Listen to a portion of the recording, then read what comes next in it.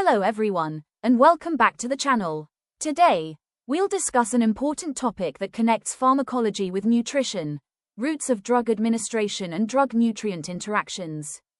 The route by which a drug enters the body can significantly influence its absorption, effectiveness, and interaction with nutrients and food. Understanding these relationships is essential for healthcare professionals to ensure safe and effective therapy. By the end of this lecture, you'll be able to identify the major routes of drug administration and explain how nutrients can affect drug action, absorption, and therapeutic outcomes. So, let's begin. What is a route of drug administration? A route of drug administration refers to the path by which a drug enters the body to produce its therapeutic effect. The choice of route depends on drug properties, desired speed of action, patient condition, site of action, drug stability. Different routes can affect how nutrients and medications interact within the body. Classification of routes of drug administration. Routes are broadly classified into 1. Enteral routes, drugs administered through the gastrointestinal tract. Oral, sublingual, buccal, rectal. 2. Parenteral routes, drugs administered by injection, intravenous, IV, intramuscular, IM, subcutaneous, SC, intradermal, ID. 3. Topical and other routes: topical, transdermal, inhalational, nasal, ophthalmic, otic, vaginal. Enteral routes and drug-nutrient interactions. A. Oral route. The oral route is the most common method of drug administration. Advantages: convenient, economical, safe, suitable for self-administration. Disadvantages: slow onset, first-pass metabolism. Food may affect absorption. Drug-nutrient interactions. 1. Food delays drug absorption. Example: paracetamol may be absorbed more slowly after a heavy meal. 2. Calcium reduces drug absorption. Examples: tetracycline antibiotics, fluoroquinolones. Milk and dairy products contain calcium that binds these drugs and decreases absorption. Clinical tip: avoid taking these antibiotics with milk. 3. Vitamin K and anticoagulants. Example: warfarin. Foods rich in vitamin K such as spinach and kale can reduce the effectiveness of warfarin. 4. Grapefruit juice interaction. Grapefruit juice inhibits intestinal enzymes and can increase blood levels of certain drugs. Examples: some statins, some calcium channel blockers. This may increase the risk of toxicity. B.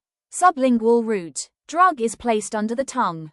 Example: nitroglycerin. Advantages: rapid absorption, bypasses first-pass metabolism. Drug-nutrient consideration. Food and beverages should not be consumed immediately before or after administration because they may interfere with absorption. C. Buccal route. Drug is placed between cheek and gum. Advantages: rapid action, avoids first-pass effect. Drug-nutrient consideration. Eating or drinking may reduce drug contact time with the oral mucosa. D. Rectal route. Drug administered through the rectum. Examples: suppositories, enemas. Advantages: useful in vomiting patients. Partial avoidance of first-pass metabolism. Nutritional considerations. Severe diarrhea or malnutrition may alter drug absorption. Parenteral routes and drug-nutrient interactions. A. Intravenous route, IV. Drug is administered directly into the bloodstream.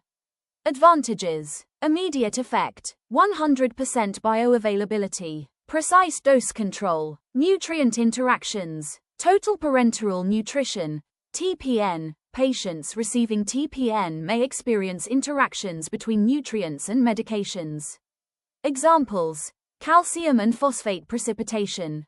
Drug incompatibility in IV solutions. Proper monitoring is essential. B. Intramuscular route, IM. Drug injected into muscle tissue. Examples: vaccines, antibiotics. Nutritional considerations. Protein energy malnutrition can reduce muscle mass and alter drug absorption.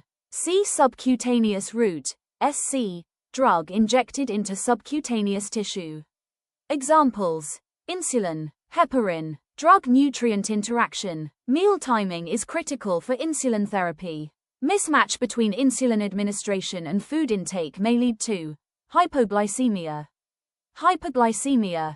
Topical and other routes. A. Topical route. Applied directly to skin. Examples: creams, ointments. Nutritional considerations. Deficiencies of protein, zinc, vitamin C may impair skin integrity and alter therapeutic response. B. Transdermal route. Drug delivered through skin using patches. Examples: nicotine patch, hormonal patches. Nutritional consideration. Skin hydration and condition can influence absorption.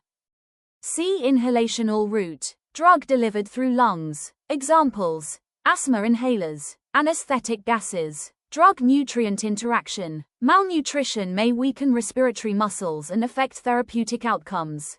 D. Nasal route. Drug administered through nasal mucosa. Advantages: rapid absorption, avoids first-pass metabolism. Nutritional deficiencies affecting mucosal health may influence absorption. Clinical examples of drug-nutrient interactions. Example 1. Tetracycline plus milk. Result: reduced antibiotic absorption. Treatment failure. Example 2. Warfarin plus vitamin K-rich foods. Result: reduced anticoagulant effect. Increased risk of clot formation. Example 3. Insulin plus missed meal. Result: hypoglycemia. Symptoms: sweating, tremors, dizziness. Example 4. Grapefruit juice plus certain medications. Result: increased drug concentration. Potential toxicity.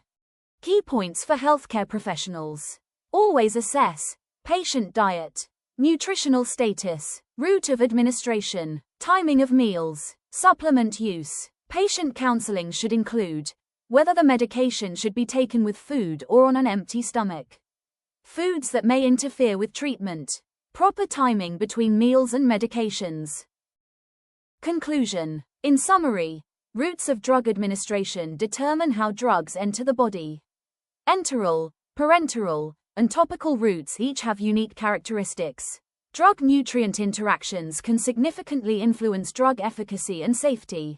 Understanding these interactions helps healthcare professionals optimize patient outcomes and prevent adverse effects. Thank you for watching. If you found this lecture helpful, please like, share, and subscribe for more pharmacology and nutrition lectures. Stay safe and keep learning.